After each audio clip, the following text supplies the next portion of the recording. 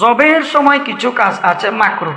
ঈদের দিন পশু জবেহের সময় কিছু কাজ আছে মাকরুহ, যেমন নাকি পশুকে তৃষ্ণার্ত অবস্থায় জবে করা মাকরুহ, ক্ষুধার্ত অবস্থায় জবে করা মাকরুহ, বেশি কষ্ট দিয়ে জবে করা মাকরুহ, বোতা ছুরি দিয়ে জবে করা মাকরুহ, টানায় টেনে হিসড়ে জবেহের স্থানে নিয়ে যাওয়াটা মাকরুহ, তারপরে এক পশুর সামনে আরেক পশু জবে করাটা মাকরুহ, তারপরে পশুর সামনে ছুরি ধারানো এগুলো সম্পূর্ণ মাকরুহ।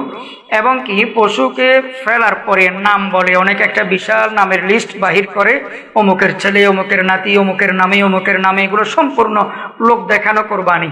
ওয়ালাকিন ইয়ানালুহু তাকওয়া মিনকুম, আল্লাহ তাআলা তাকওয়া চায়, নাম চায় না, লিস্ট দরকার নাই। একটা পশুকে ফেলানোর পরে এই নাম বলে, পুরা গোষ্ঠীর নামগুলো উচ্চারণ করে, এগুলো সম্পূর্ণ ভিত্তিহীন।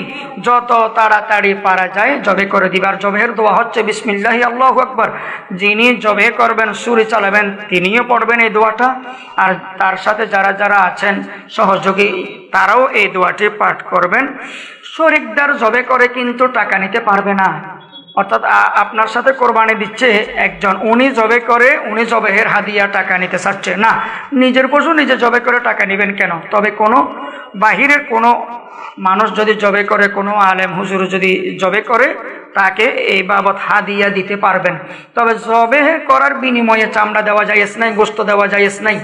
আগে বলেছিলাম, কাজের বুয়াকে, কসাইকে, কর্মকর্তাকে, কর্মচারীকে, জবেকারীকে বেতন হিসেবে জবে করেছে, এই জন্য চামড়া দেওয়া বা গোশত দেওয়া এটি কিছুতে জায়েজ নাই। আর কোরবানির গোশতকে 3 ভাগ করা, নিজের যে ভাগ ওই ভাগকে 3 ভাগ করা, নিজের ভাগটাকে পুরো পশুর গোশতকে না, নিজের অংশটাকে 3 ভাগ করা মুস্তাহাব। 1 ভাগ ফকির মিসকিন এতিম অসহায় গরিবদের জন্য, আর 1 ভাগ আত্মীয় স্বজন পাড়া প্রতিবেশীদের জন্য, আর 1 ভাগ নিজের ঘরের সদস্যদের জন্য, 3 ভাগ করা মুস্তাহাব।